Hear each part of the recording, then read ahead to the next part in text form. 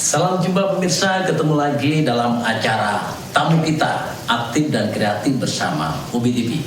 Kali ini kita kehadiran seorang tamu yang luar biasa untuk khususnya untuk di Kota Malang ya, yang sudah banyak turun naik ya, yang sudah banyak makan asam garam ya, kehidupan baik masalah sosial maupun politik. Beliau adalah Bapak Abdul Aziz MPD. Assalamualaikum. Waalaikumsalam. Bagaimana kabarnya, Pak Aziz? Alhamdulillah sehat, Pak Rianto. Sudah lama nggak ketemu ini ya. Sudah lama, Pak. Dan sekarang kita ketemu. Betul. Dalam suasana yang tampaknya cerah ini ya. Insya Allah.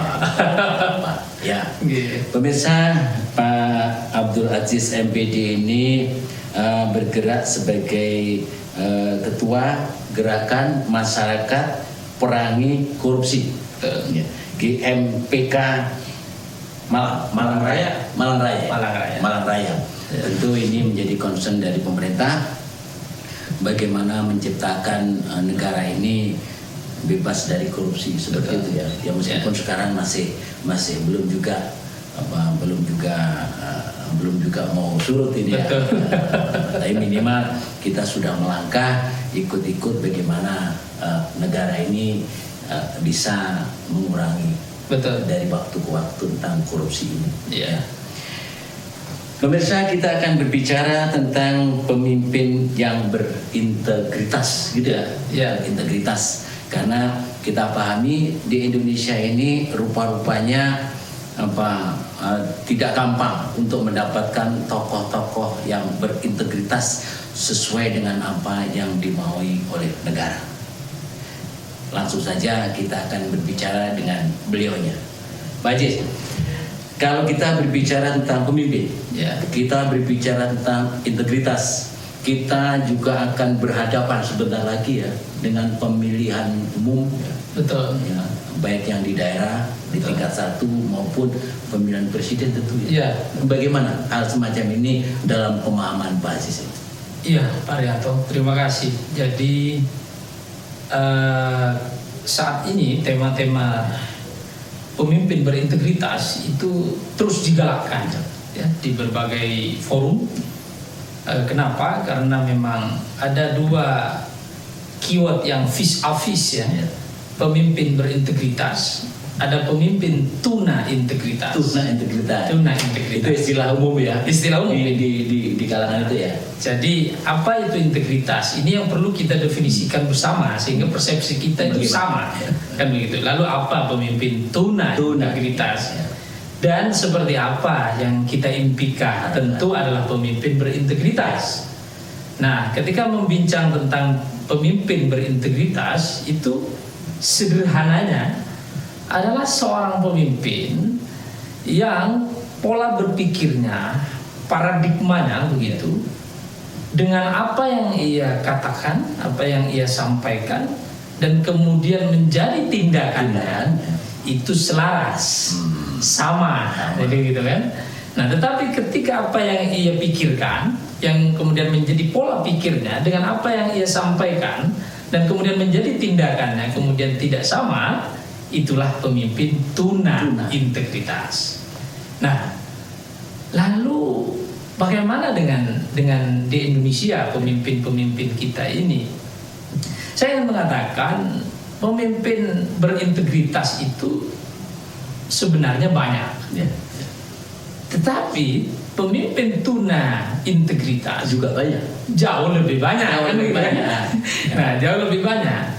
Nah, sekarang yang perlu kita samakan adalah Indonesia khususnya Kota Malang ini tentu membutuhkan pemimpin yang berintegritas dari dasar sampai atas rupanya. Betul, dari dasar sampai atas. Apalagi kalau tadi disinggung tentang pemilihan legislatif di tahun depan ya, pemilihan presiden, DPRD kota kabupaten, DPRD provinsi, DPR RI, DPD RI, dan presiden wakil presiden.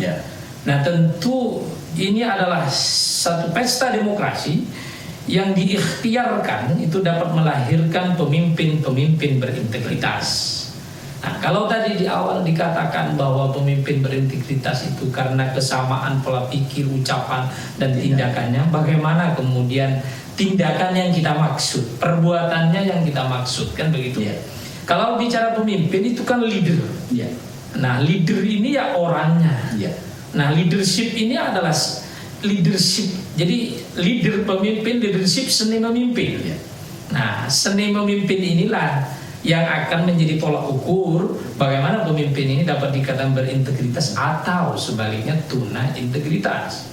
Satu misalnya, ketika kita membincang pemimpin yang tidak memahami betul tugas pokok dan fungsinya, dan ia kemudian merasa tidak banyak pekerjaan, misalnya contoh di tingkat eksekutif atau di tingkat legislatif atau yudikatif misalnya begitu, dan kemudian ia banyak meninggalkan tempat, meninggalkan pekerjaan dan seterusnya, ini adalah satu indikasi bahwa pemimpin yang seperti ini itu tidak memahami hakikat bahwa kehadiran dirinya yang dipilih oleh rakyat itu adalah sejatinya untuk melayani, kan begitu.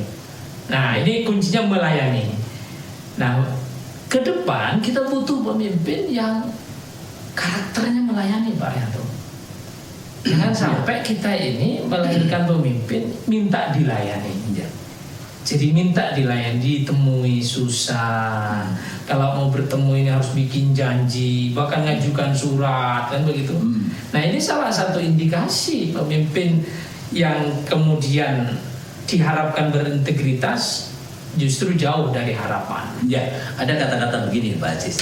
Jadi orang itu bolehlah untuk minta dilayani, ya, pemimpin-pemimpin itu, Ya. toh mereka pemimpin. Ya. Tapi sebelum itu dia sudah harus melayani, ya.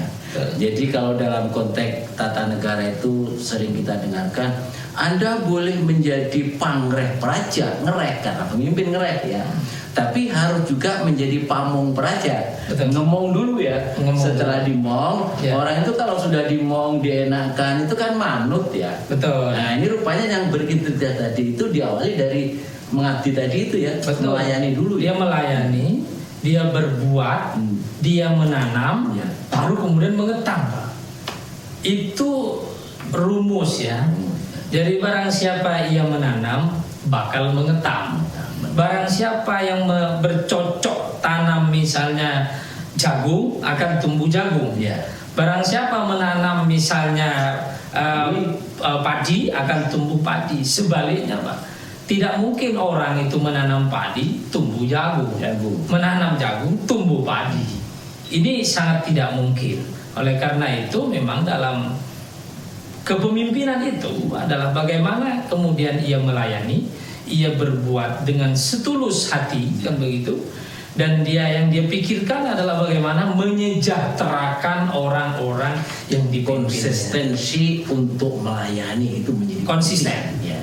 Jadi itu Pak Aziz, ini menjadi menarik ini ya untuk Kota Malang, karena memang Kota Malang sedang menjadi perhatian katakan dunia ya, atau minimal perhatian nasional, bahwa sekarang dibutuhkan pemimpin-pemimpin yang berintegritas tadi. Ya. Kita lihat sejenak. Pemirsa jangan kemana-mana, tetap di tamu kita.